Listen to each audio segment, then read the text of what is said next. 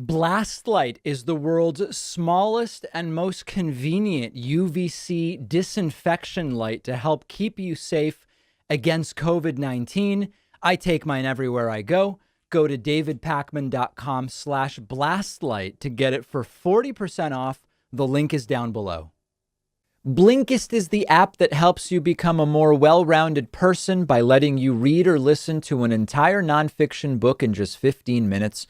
You can try it for free and get 25% off a subscription by going to Blinkist.com/DavidPakman. I want to start today by talking about a new statement from the CDC about coronavirus vaccination of younger people and what appears to be a link to a very rare heart condition, which can also be caused by the virus itself. And I think I feel driven to kind of preface this by saying, on the one hand, I've been a huge advocate of vaccination and continue to be, and this doesn't change that. And so for people who will react to me talking about this by saying, are you going anti-vaccine? Absolutely not. The risks of this condition with the vaccine are far lower than the risks of the very same condition if you get COVID. On the other hand, for people who have been saying, David, you won't ever talk about the side effects of vaccines. Well, you're also wrong because I'm talking about them right here. So let's get right into it. CDC Safety Group says there's a likely link between rare heart inflammation in young people after COVID shot. There have been more than 1,200 cases of a myocarditis or pericarditis, mostly in 30 and under people who received Pfizer's or Moderna's COVID-19 vaccine, according to CDC data. Roughly 300 million shots had been administered as of June 11th. For both vaccines combined, there were 12 heart inflammation cases per million doses. The CDC Safety Group is calling it a likely association between this rare heart inflammatory condition in adolescents and young adults, mostly after they've received their second shot, based on the most recent data available. 1,200 cases, according to a series of presentations published yesterday, Wednesday. Myocarditis is the inflammation of the heart muscle. Pericarditis is the inflammation of the membrane surrounding the heart. Dr. Grace Lee chairs the CDC Safety Group, says, quote, clinical presentation of myocarditis cases following vaccination has been distinct, occurring most often within 1 week after dose 2, with chest pain as the most common presentation. Information is being gathered about how to manage this. The agency said there have been 267 cases of myocarditis or pericarditis after 1 dose and 827 after 2 doses. 132 additional cases where doses received is unknown. Importantly, Dr. Tom Shimabukuro says this is still a rare event. It's mostly men under 30. Remember, the blood clotting with the J&J was mostly women under 45. This is mostly men under 30. Very important. Of the 295 people who developed the condition and have been discharged, 79% fully recovered. 9 were hospitalized, 2 in intensive care. So there's no reason to hide this. We want to understand the risks and understand any medication, treatment, or whatever that we are obtaining.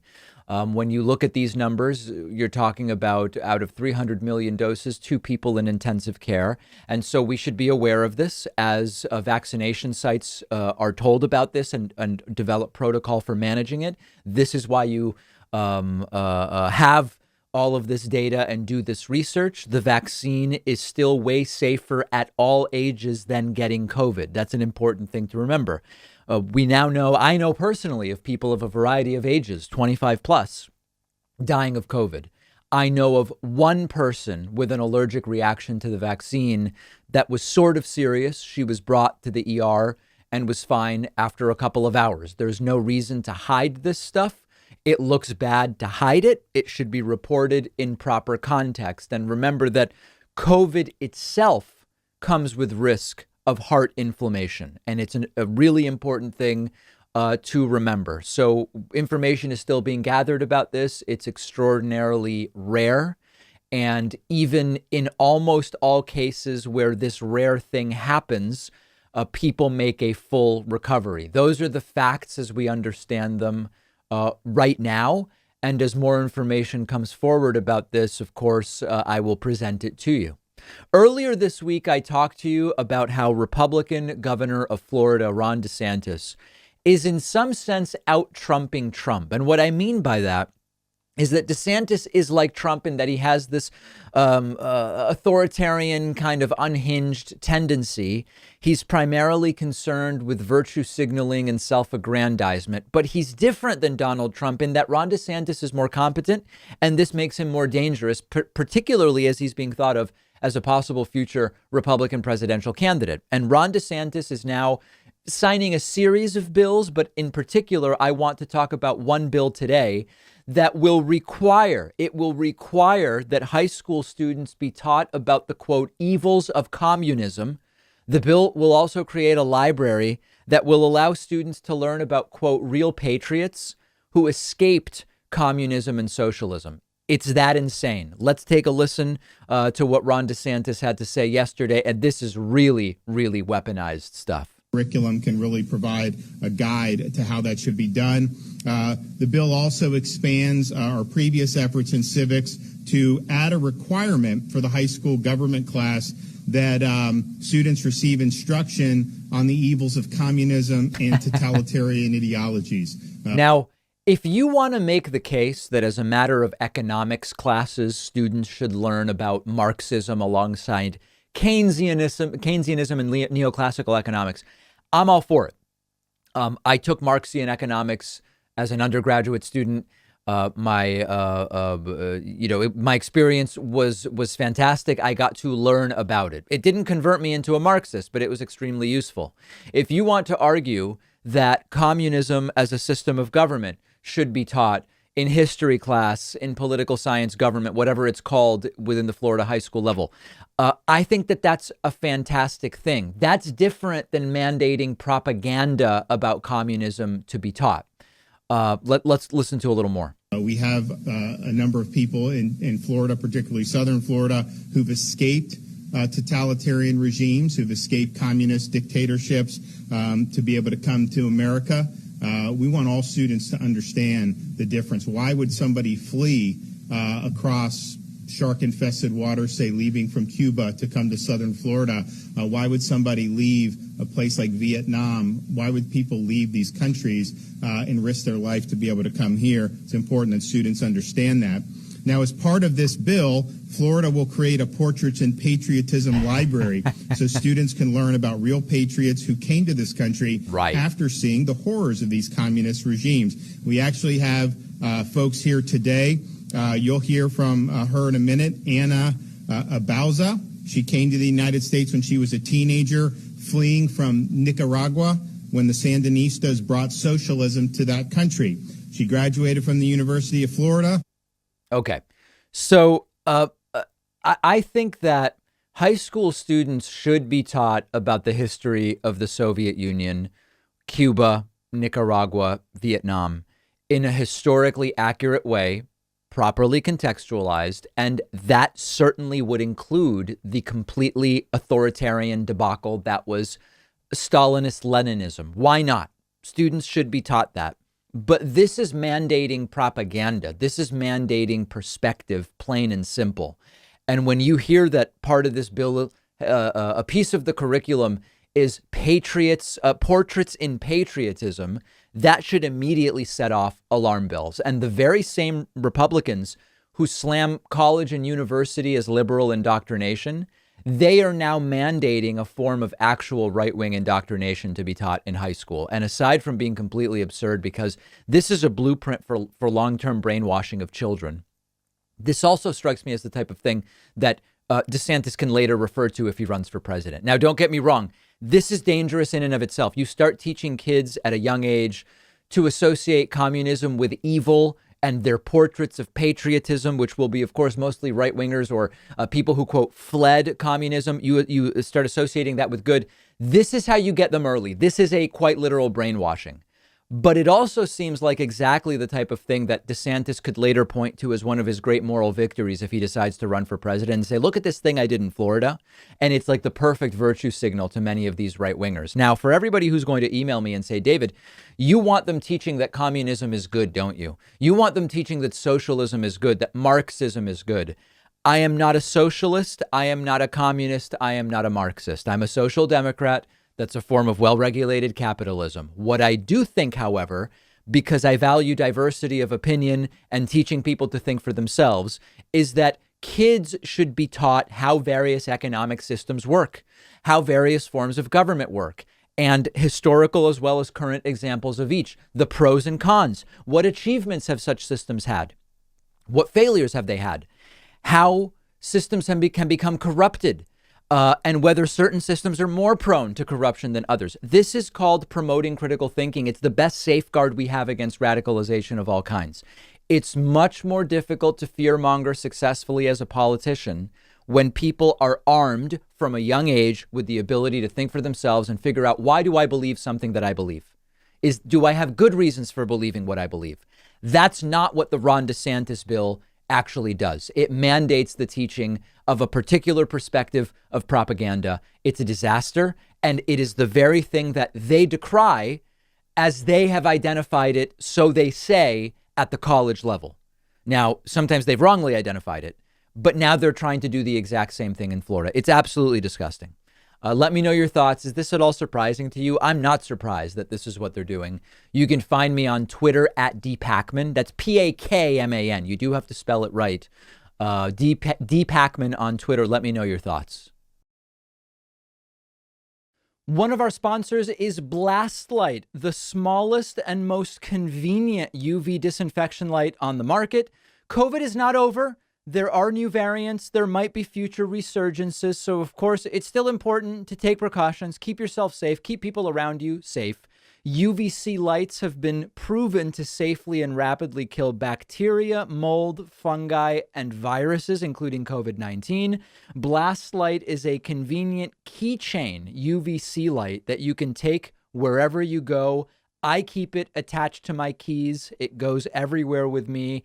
It's easy to use. It disinfects any surface in just seconds with a really long battery life, and it's rechargeable. I've looked at a bunch of different UVC light options, and this is by far the most compact and portable one out there. Blast Light is normally $99, but my audience can get it for 40% off, which comes to $59.50 when you go to davidpakman.com/blastlight. The link is underneath this video. Not only can you become a supporting member of the David Pakman Show at joinpakman.com, I also invite you to join the discussion on our subreddit. I'm selling you nothing other than a good time. It's free. You can find it at davidpakman.com/reddit. A couple of posts I spotted this morning that I want to address. One user posted, does anyone else feel like the left needs to reclaim the American flag? The right waves the flag and other American symbols all day long. And most left-wing people don't even own a flag. I feel like it makes it easy for them to paint us as unpatriotic. What are your thoughts? You know, I tend to disagree with this. To me, the flag waving is very tacky. And rather than reclaiming the flag, I would rather see the left reclaim what patriotism is and make it something other than waving a flag. And what I mean by that is I've talked before about a sort of more sensible, logical type of patriotism. The philosopher Alain de Botton has written about this as well, which is patriotism is, hey, look at these amazingly well-designed cities we have. Look at how much we've been able to achieve in terms of dealing with pollution and our carbon footprint. How great should we feel about developing alternative energy and making sure people have healthcare? Those are the things that should start to be reclaimed as patriotic rather than the flag waving. To me, the flag waving is just kind of tacky. Let's reclaim patriotism. In Argentina, my birth country, people who visit the U.S. from Argentina often mention to me, what's with the flags? Like, I got here, I assumed it was Flag Day because I just drive by houses and people have flags on vehicles in some states. What's going on with flags? In Argentina and in many other countries, there's a day where you display the flag, and then it's sort of like we live normal lives. We're not constantly fetishizing the flag. maybe going more in the direction where the flag is less a symbol of patriotism rather than trying to reclaim the flag. That's my instinct, but I'm open to having a different perspective presented to me on the left and the flag. Another post asks, what the hell is happening in August? Something is clearly happening in August. There's a New York Times story saying Trump is telling people he'll be reinstated by August. I just heard Mike Lindell talk about August. Does anyone here monitor MAGA groups? Is there a plan yet? What does MAGA think is happening in August? I'd bet $1,000 right now there's another coup attempt in the works. Does anyone have a concept of what that might look like? Well, tomorrow I'm actually going to talk about Mike Lindell is now shifting from saying Trump will be reinstated in August to it could be September.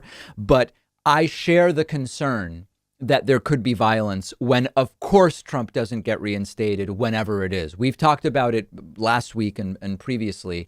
And I also have a fear that we may be heading towards some kind of violence when, of course, Trump's not going to be back in office this year. And it remains to be seen if and when that will take place. But that's what's going on, that Trump and others have started floating August as when Trump will be back. He obviously won't. And there's no telling how that's going to trigger some of his followers. Join the discussion on the subreddit at davidpakman.com/Reddit. Okay. For months now, the right has been saying Joe Biden and Kamala Harris are doing something really bad by not going to the U.S.-Mexico border. They should go there. Now, there's a separate discussion to be had about, do you need to go to the border to properly manage what's going on with undocumented immigration? There's a separate discussion about, how is the Biden administration managing what's going on with undocumented immigration? Is there or is there not a crisis at the border? What has actually changed, if anything, since Donald Trump left office just over 5 months ago? But the point here is that Republicans have been going crazy saying, why won't Joe go? Why won't Kamala go? Here is a Republican published compilation of why won't they go to the border. Remember this stuff? Do you have plans to visit the border? You haven't been to the border. So how do you respond to that criticism, and when will that visit come? When are you going to the border, Vice President? The administration has asked. I don't understand the point that you're making. Listen.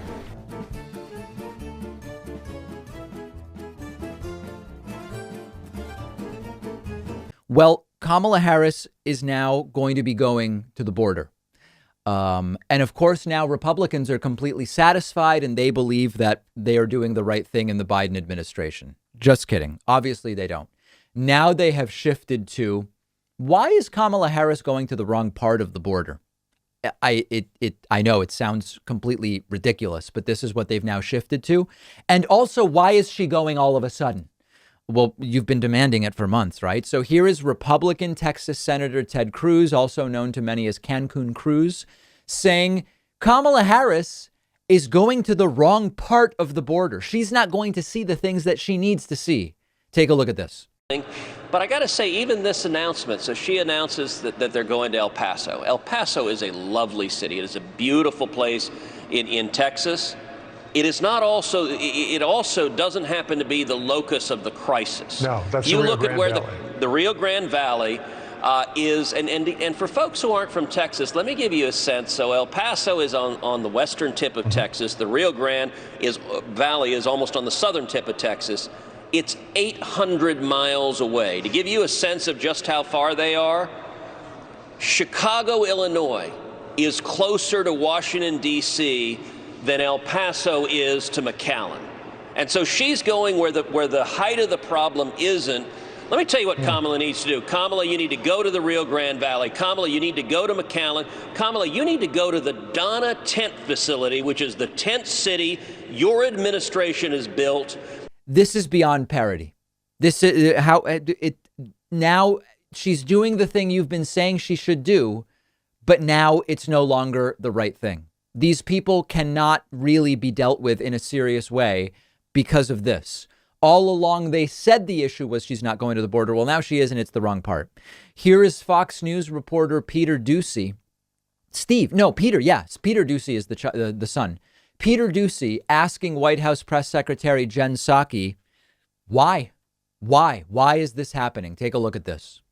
So about today's announcement, why is the vice president visiting the border this week when earlier this month she dismissed a trip like that, saying it would be a grand gesture? She also said in an interview with NBC that she would be open to going to the border if it was an appropriate time. She said that after she said that. So that's important context as well. This is just a reminder, okay? This is just a reminder that we can't take them seriously because they don't deserve to be taken seriously. As soon as you engage with them in what you believe to be a serious manner and say, okay, we're going to go to the border. Let's figure out what's going on there. This is what you wanted.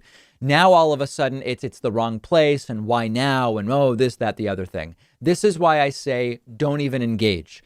And when we say, oh, well, why is Joe Biden wasting time inviting Republicans to the White House to talk about a bill he wants to pass? That makes sense to me. You're actually getting the people who, if they want to play a role in legislation, they can. You bring them to the Oval Office.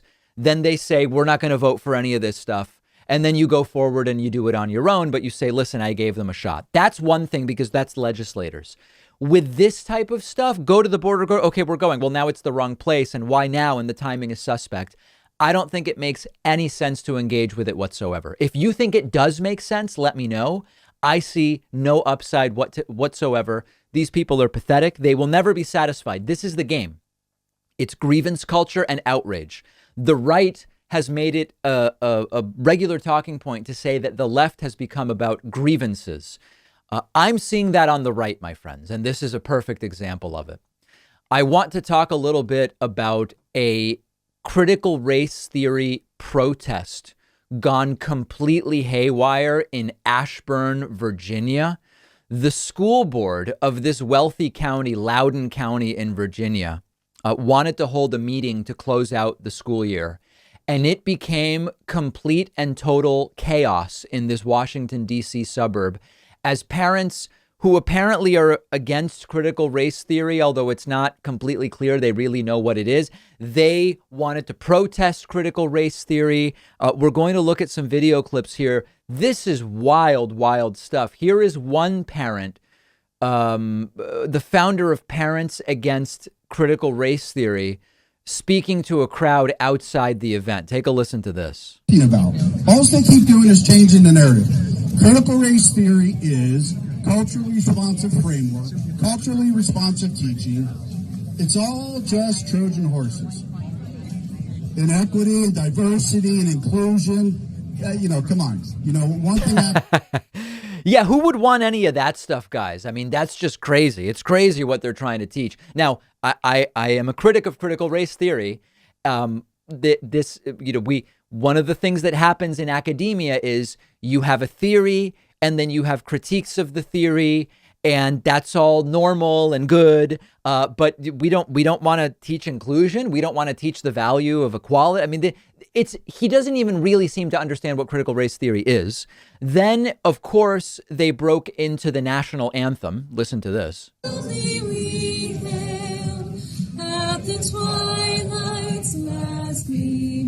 I think you get the impression. This is not, they're just standing in the parking lot singing the national anthem. Again, if you were to satire sort of like ignorant, clueless protests of critical race theory, this is what they would look like. Then the crowd inside the event wouldn't shut up, and they had to threaten to end the meeting. Disgusted by your bigotry and your depravity.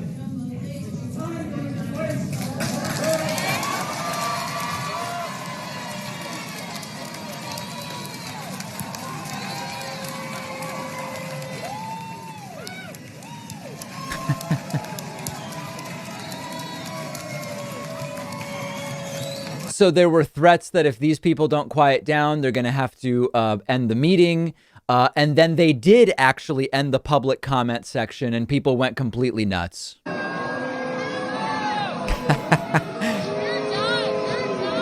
Oh, my goodness.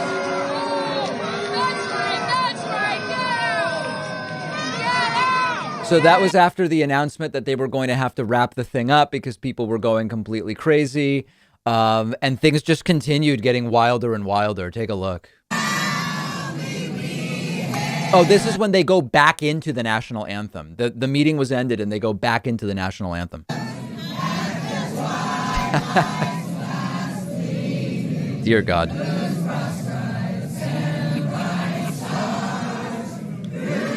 So that went on, and then the arrest started happening.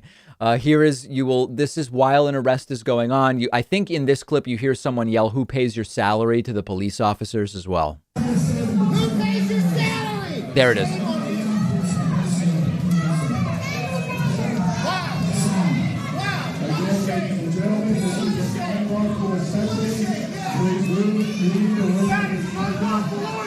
Okay, so people getting completely outraged. I guess they're mad at everything. Getting mad at the police, getting mad at the school board, getting mad at everybody's furious with everybody. And then this is sort of like the cherry on top. Here is a guy getting himself arrested in the midst of this.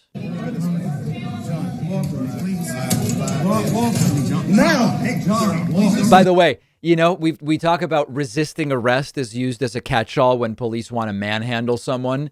By the standards we normally see applied to what counts as resisting arrest, this guy's doing it, and police treating him very, very politely, as you can tell. You guys, this is an unlawful arrest. I have a First Amendment right. Listen. You do, right? You're right. Okay, thank you. Here's someone speaking rationally. Listen to me. At this point, the meeting is over, right?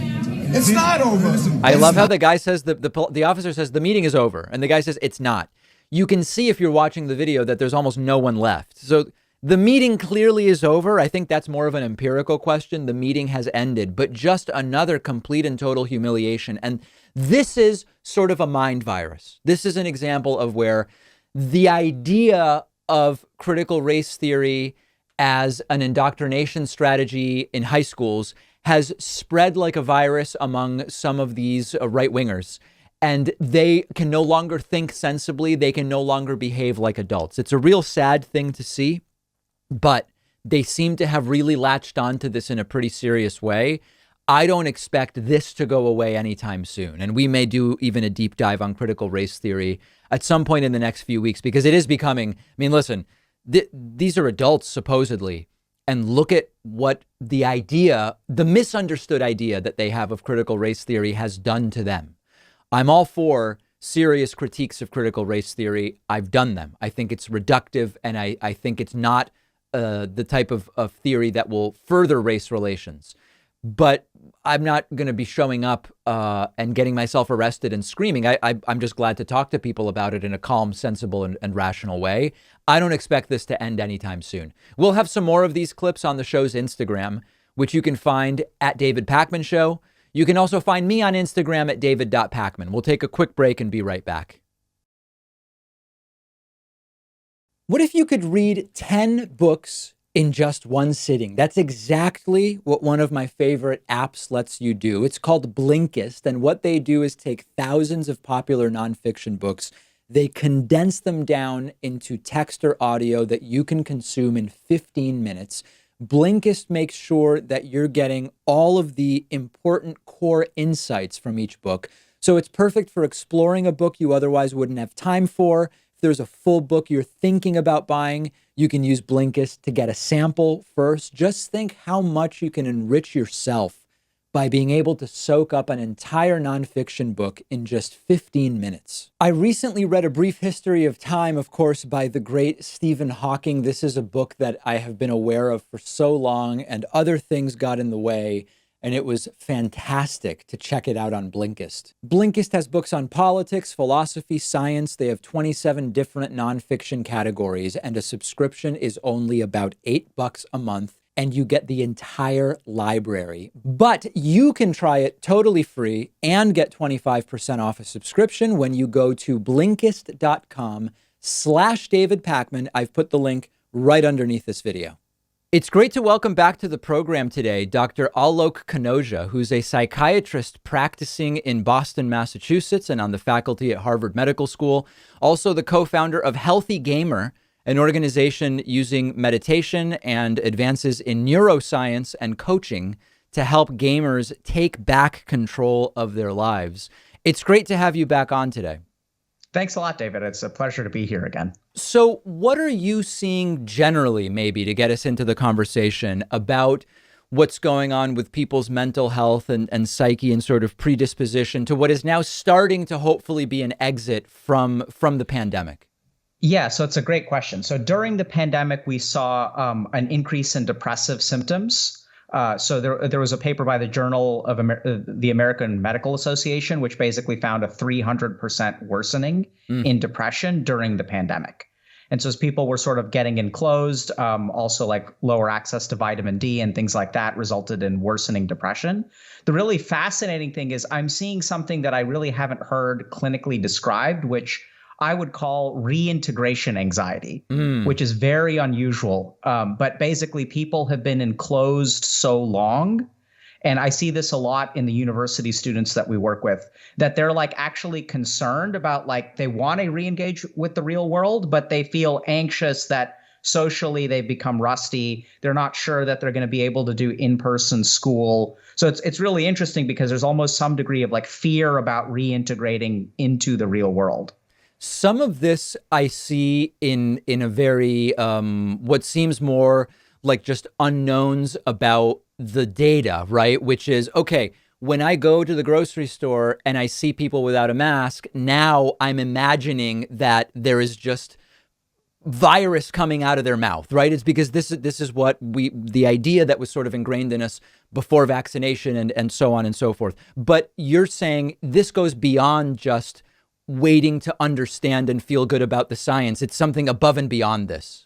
Yeah, absolutely. So if we look at like our brains, when we don't use a particular circuit in our brain, it rusts. So if I speak 2 languages and I don't speak one of the languages for a year, I get rusty. Yep. So what we find in COVID is everyone is interacting online. So there are parts of our brain which make us feel socially reassured, like the parts of our brain which will interpret body language, tone, facial expressions, and things like that, which on online interactions we don't really get. So now as people are starting to reintegrate into society and like socially be active in person, those rusty circuits of our brain are causing us to like not feel reassured. And I'm seeing this bizarre spike in social anxiety as people are reintegrating. Yeah. And it's really strange. There are people I know, which is related, I think, to social anxiety, who have said, I went to the grocery store and they're back to full capacity. I was wearing a mask, but some people weren't. And I just almost had like a panic response. Like, I'm just going to take my 2 items I've grabbed and not finish my shop and I'm leaving. Is that a sort of agoraphobia type response that's taking place? I wouldn't quite call it agoraphobia, because if we think about agoraphobia, it's usually like the inability to control circumstances, which causes you to retreat into your home.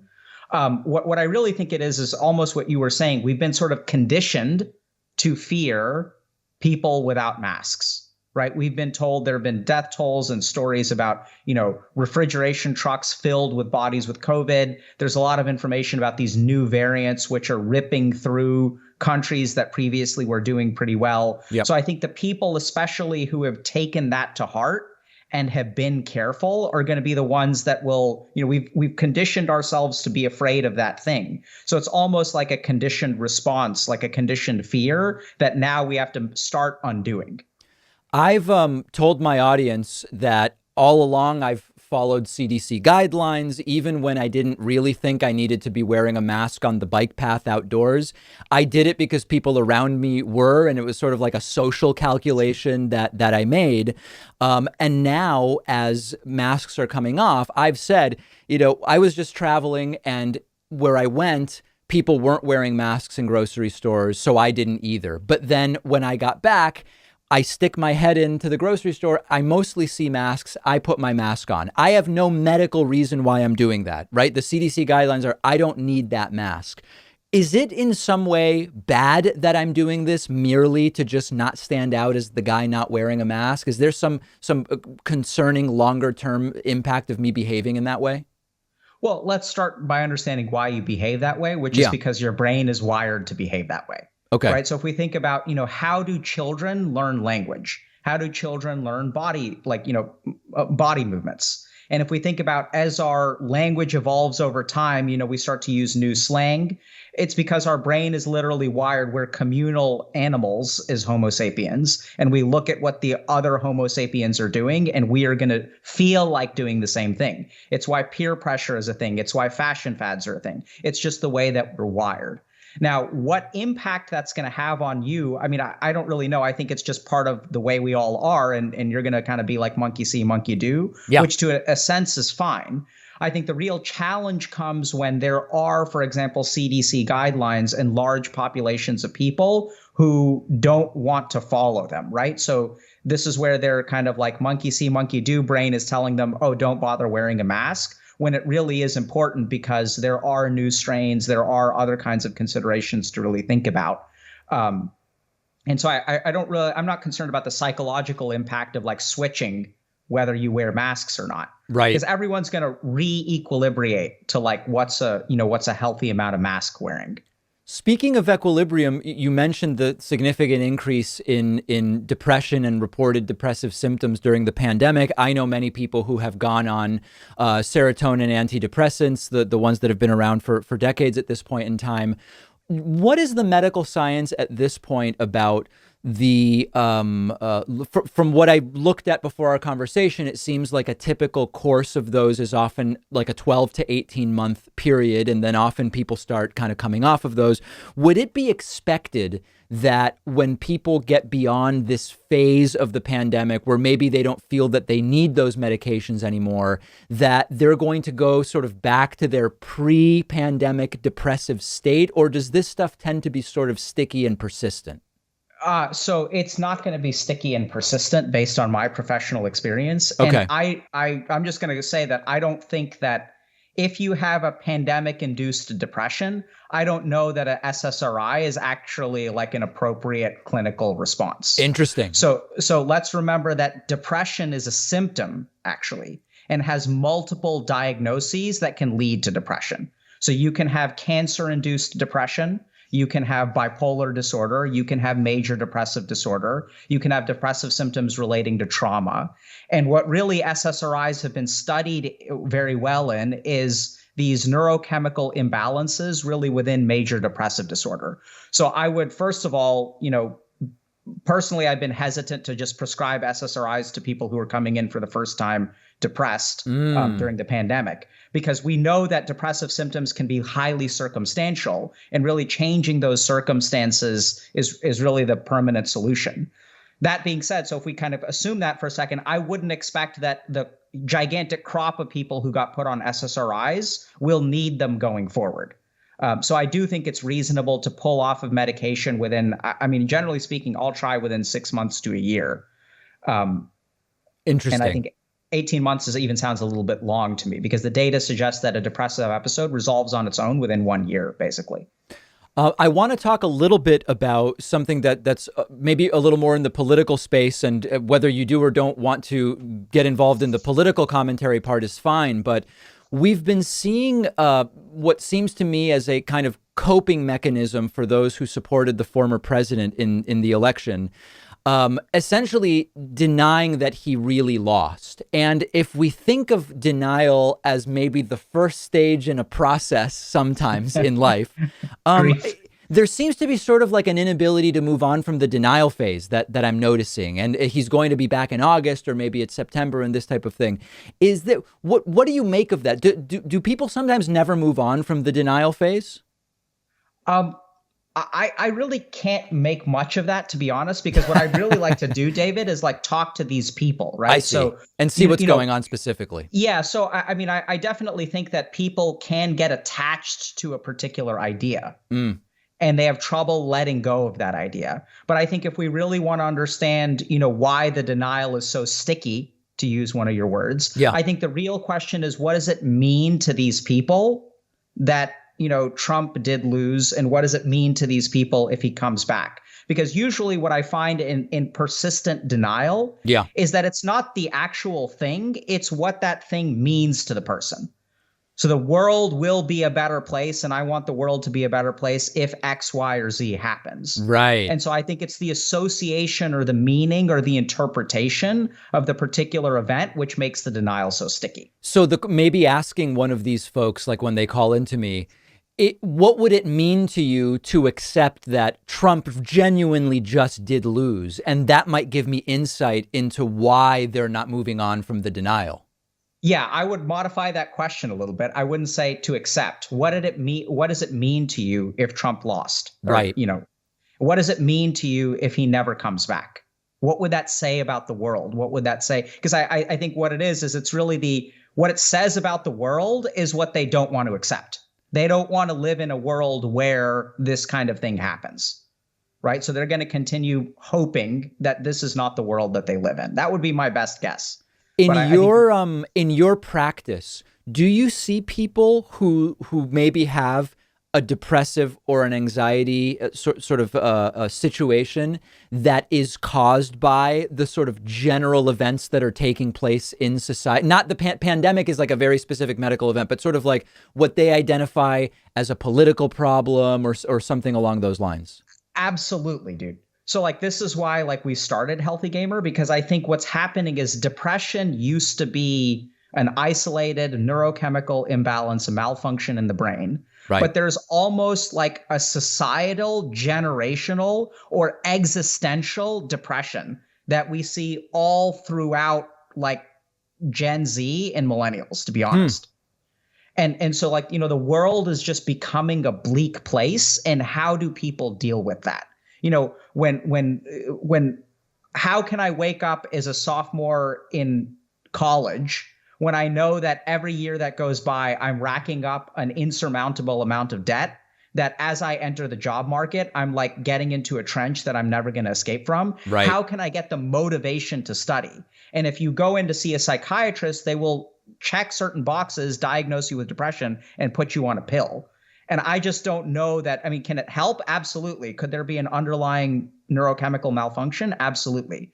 But I think part of the reason that Healthy Gamer has grown so much, and we basically just got started right after I was on your show the last time, is because we need different kinds of solutions in terms of dealing with these different and new causes of depression. Like this existential depression is absolutely real. I mean, the student loan thing, it's almost like a capitalism-based depression of sorts. Yeah. I mean, so I think that this is where like something about the way that our personal psychology is being affected by world events seems to be a lot tighter. So 100 years ago, I don't know that world events affected people's psychology so much. Yeah. But as world events get pushed on our mind so much, they start to have a bigger personal effect on us. And that's actually part of the reason that we started as an organization, because I don't think the old systems of psychiatry are sufficient to deal with those kinds of things. No question about that. That part seems abundantly clear. Healthy Gamer is the organization. We've been speaking with its co-founder, Dr. Alok Kanojia, who's a psychiatrist practicing in Boston, Massachusetts, and also on the faculty at Harvard Medical School. Always great speaking to you. I appreciate it. Thanks a lot, David. It was a pleasure to be back. Don't forget that the best way to support the David Pakman Show is by becoming a member, which gives you access to the daily bonus show, the regular show with no commercials. You also get access to our entire archive of every episode dating back a really long time, and plenty of other awesome membership perks. Go to joinpakman.com and use the coupon code BETTER21 for a huge discount. Joinpakman.com. All right, this is a super interesting story and a very different sort of military-related story than what many of us have become accustomed to. Yesterday, the chairman of the Joint Chiefs of Staff, General Mark Milley, was asked questions by Republican Congressman Matt Gaetz about the U.S. military examining critical race theory. Now, the term examining is really the appropriate term. Understanding Marxian economics doesn't make you a Marxist. And much the same way, examining critical race theory doesn't make you someone who guides their philosophy or runs a military on the basis of critical race theory, although you may learn something that's relevant or furthers your understanding, or maybe not. But the point is, simply understanding something, examining it, learning about it, doesn't actually dictate your political philosophy. And Matt Gaetz and others were just getting after General Mark Milley, and he delivered a concise and very astute explanation of why, I mean, forget about just critical race theory. There's a bigger issue here, which is the right. He doesn't say the right, but I've been pointing out the right seems to fail to understand the value of diverse knowledge for its own sake, rather than necessarily as a tool of indoctrination. So let's take a look at this clip. This is General Mark Milley. Super, super interesting stuff. You'll see the camera, if you're watching, go to Matt Gaetz at one point, who's just sort of shaking his head, and he doesn't like it, but he seems to know he's being schooled right now. Take a look. Mr. Chair, and thank you, gentlemen, for joining us today. I know my time is very precious, but I would like to yield some of my time to General Milley because I know that he had some comments that he wanted to make when Representative Gaetz was talking, as well as Mr. Waltz, about a similar subject of the stand down and race theory. Would you like a minute or so to comment on that? Do you remember what your line of questioning or thought was there? Sure. First of all, on the issue of critical race theory, et cetera, I'll obviously have to get much smarter on whatever the theory is. But I do think it's important, actually, for those of us in uniform to be open-minded and be widely read. And the United States Military Academy is a university. And it is important that we train and we understand. And I want to understand white rage. And understand what he's pointing out here, right? The military trains for many contingencies which never happen. The military trains to understand circumstances which may be good, bad, neutral, or irrelevant, because that's what you do. You prepare, you learn, you understand. Similarly, when you apply that and say, hey, this is a university, you learn things in university from math. I mean, listen, have I used calculus 2 in my work life? No, but understanding it and going through it has been extraordinarily valuable in terms of now I understand how do we even learn math at that level, which is not a particularly high level, but I'm not bragging, but I'm just saying I'm not using it, but it's still useful. And much the same way, we should be seeing some of these ideologies and theories as well. Right. And that's an academic. It's the most basic thing, right? About what learning is. I want to understand it. So what is it that caused thousands of people to assault this building and try to overturn the Constitution of the United States of America? What caused that? Right. I want to find that out. I want to maintain an open mind here, and I do want to analyze it. It's important that we understand that because our soldiers, sailors, airmen, Marines, and Guardians, they come from the American people. So it is important. By the way, Guardians, that's the Space Force Trump thing. He has to say it. It sounds so weird to hear it. That the leaders now and in the future do understand it. I've read Mao Zedong. I've read Karl Marx. I've read Lenin. That doesn't make me a communist. This is literally the example I gave earlier in the show. When I was at the University of Massachusetts Amherst, one of the few then economics programs which seriously taught what the class was Marxian economics with the late Stephen Resnick, a co-author with Richard Wolff in many articles and even books, I believe.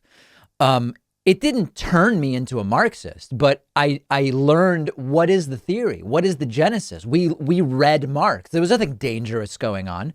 It's called being informed. And to hear Mark Milley say it, I have to tell you, is fantastic. So what is wrong with understanding, having some situational understanding about the country for which we are here to defend? And I personally find it offensive that we are accusing the United States military, our general officers, our commissioned, non-commissioned officers, of being, quote, woke or something else because we're studying some theories that are out there. That was started at Harvard Law School years ago, and it proposed that there were laws in the United States antebellum laws prior to the Civil War that led to a power differential with African Americans that were 3/4 of a human. By the way, the general knows much more about all of these topics than Matt Gaetz, but that probably doesn't come as a surprise to anybody. Being when this country was formed. And then we had a Civil War and Emancipation Proclamation to change it. And we brought it up to the Civil Rights Act in 1964. It took another 100 years to change that. So look it, I do want to know. And I respect your service, and you and I are both Green Berets, but I want to know. And it matters. By the way, it's not Matt Gaetz that's the Green Beret. It's a different congressman who's there. Military and the discipline and cohesion of this military. And I thank you for the opportunity to make a comment on that. Thank you, General. So the general is completely right. This is just called thinking. This is called being a student of things. This is called learning, understanding, and it makes absolute perfect sense that this would be the perspective that an entity like the military would take. And it doesn't mean the military becomes woke in the negative sense of the term. Now, just to give you one reaction to this, which is so funny. After this last night, Laura Ingraham on Fox News responded to this, and she said the reason this happened is because of Democrats and the military-industrial complex. She's like a trapeze artist. She's a contortionist. I don't know how this is what she comes up with, but let's listen. The active duty servicemen and women about that, sir. Now, somehow I don't think General Milley would ever speak in this dismissive tone that he took today to his Chinese counterparts. Not the way he spoke to Congressman Waltz, who questioned him. What? I have a question for the general. Why would anyone risk his or her life for a country that's systemically racist, one that brutalizes minorities? This is what you call black and white thinking. Let's assume for a second that it wasn't just that Mark Milley said, let's understand critical race theory. Imagine for a second that what Mark Milley said was, the military will now see critical race theory as its guiding explanation and system for understanding the country. That's not what he said, but imagine that Mark Milley went as far as to say that. Now Laura Ingraham says, why would anyone be in the military to defend a country that's structurally racist? Well, you understand, for those who subscribe to critical race theory, presumably the next step is, how do we fix it?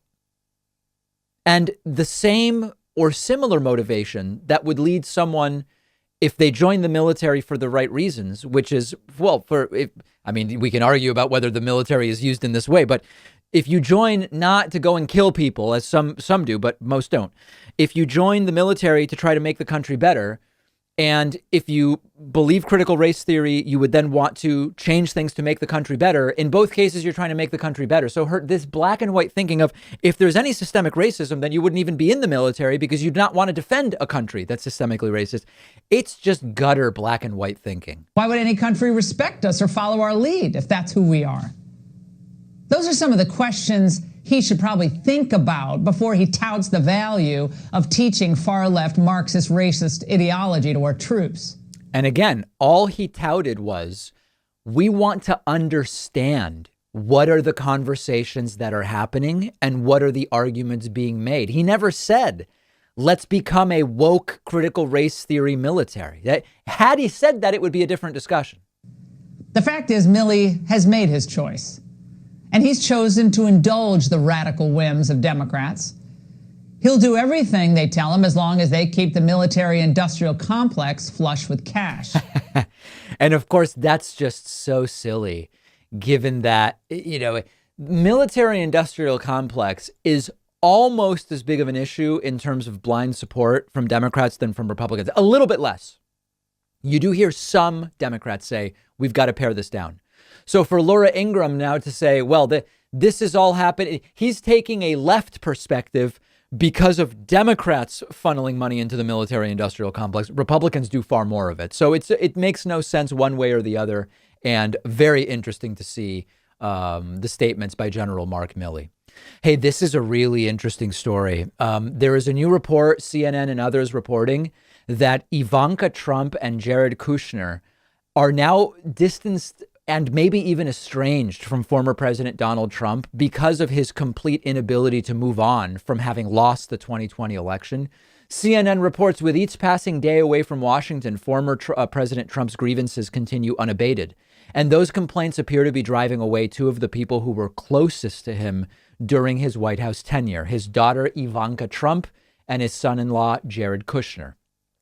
Going on to say, a large part of the reason for the separation is Trump's constant harping on the past and his inability to move on. The former president has also started to question the role that Kushner, one of the few people who were able to stay close to Trump throughout his two presidential campaigns and White House tenure, has played in his presidential legacy. Ivanka Trump has also struggled to undo the entanglements caused by the years at her father's side in the White House as she seeks a less complicated life for her family, according to two acquaintances. That seems like a reference to the complete disaster that was Ivanka and Jared trying to reintegrate themselves into New York City life and being shunned. They described her as having to walk a fine line between embracing her father and distancing herself from the election lies. One club goer at Mar-a-Lago and family friends said they weren't around for the usual spring and summer events at Mar-a-Lago, noting the absence of Trump's elder daughter and the couple's 3 young children. Simultaneously, the disappearance of Kushner, once the ringleader of Trump's policy, was also apparent. A person familiar with Kushner says there were visits from the Kushner-Trump family to Mar-a-Lago long before Trump's move north, but they were sparse, averaging one every 3 to 4 weeks. The physical distance between them was not far because Kushner and Ivanka were living in Miami, awaiting the construction of their mansion on a nearby private island. Kushner's presence physically and virtually has become increasingly rare as it became clear that his father-in-law remained preoccupied with the 2020 election, according to one person familiar with the situation. This is not hugely surprising to me. It became clear in the late days of the Trump administration that, in particular, Jared and Ivanka, and especially Ivanka, were realizing that the reintegration was not going to go super smoothly. There were reports about their being shunned by the high society circles in which they previously ran. And this is not, I don't feel bad for them. I don't care. They chose this. Tiffany Trump, for example, stayed out of the limelight, and I'm aware of her having many left-wing friends, and she sort of goes in different circles and is not being shunned in the same way, although her role at the Republican National Convention was pretty disgusting. Don Jr. and Eric are fully bought in to continuing the sycophantic brown-nosing. You see them regularly on Fox News and Newsmax and on other programs. So they've kind of staked out that position in the aftermath of the Trump administration. Ivanka and Jared, and in particular Ivanka, have removed themselves from politics, but they were so visible and so involved during this administration that now people are saying, we don't like you. Before we accepted you and you were less overtly political and at least you weren't actively going around as Republicans. Remember, Trump was a Democrat much of his life. So whether we liked you or not, they were kind of tolerated in these high society circles in Manhattan and Los Angeles, Miami, et cetera. But they're now in a sense tainted. And Kushner, just disastrous participation. Remember, it's our stockpile. It's not their stockpile, that entire thing. He's doing masks, he's doing Schwab's and all of this stuff. It's become so humiliating and so embarrassing that now they are having trouble reintegrating into society. That's their choice. But the estrangement from Donald Trump is very interesting. And the political connection is a very narrow one, which we'll mention briefly. One question about Trump 2024 is, what will Trump's health be like then? Second question about Trump 2024 is, will he still have the bulk of the Republican Party behind him? Third question about 2024 is, will Trump's favorites win in 22? And if they don't, does that hurt his chances? But there's another question here, which is, if there is a Trump 2024 run, does he have the same coalition of his family strongly supporting him? Because for not all, but for many of these right wingers, particularly the evangelicals, they had to be they all were lied to, but the evangelicals specifically had to be lied to about, oh, Trump's pro-life now. He's been pro-choice his whole life. Suddenly, 6 months before running for president, he's pro-life. The evangelicals had to be sold that bill of goods. And similarly, Trump as a family man with his children all around him, even though the cheating, the divorce, all this different stuff, but it doesn't matter. They were able to ignore it. But the family unit around Trump was a big piece for some of those evangelicals, along with the lies about abortion and other things, in them ultimately coming around to him. Without that, does Trump have the same cachet for some of these religious rightists if the family is not around him? I don't know the answer to that question, but it's something we will know before too long.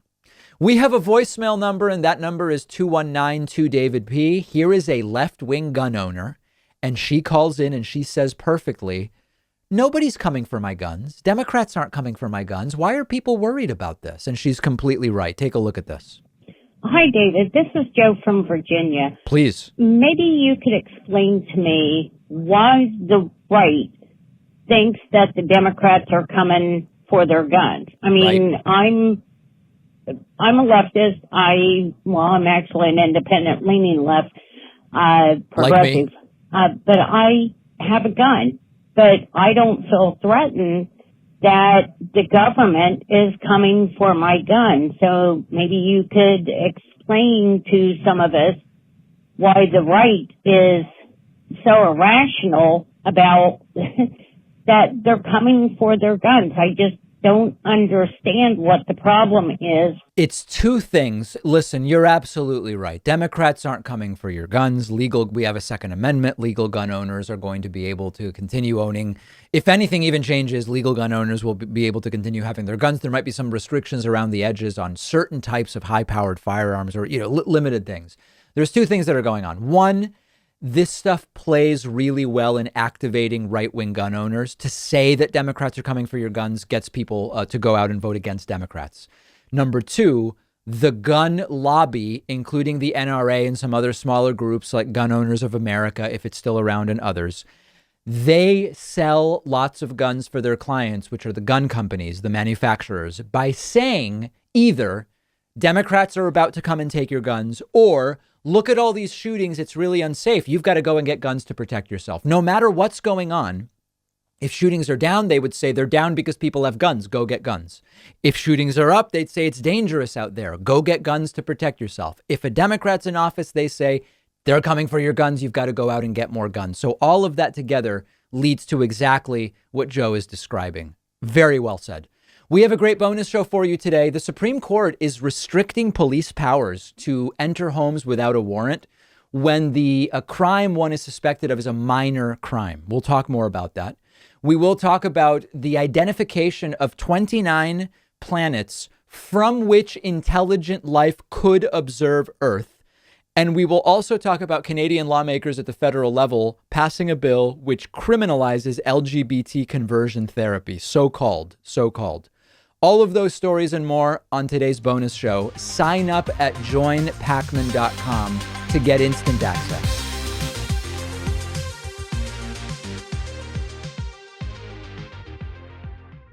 Thanks a lot for watching today's show. I just want to take a second to tell you about today's sponsors. Blast Light is the world's smallest and most convenient UVC disinfection light to help keep you safe against COVID-19. I take mine everywhere I go. Go to davidpakman.com/blastlight to get it for 40% off. The link is down below. Blinkist is the app that helps you become a more well-rounded person by letting you read or listen to an entire nonfiction book in just 15 minutes. You can try it for free and get 25% off a subscription by going to Blinkist.com/DavidPakman.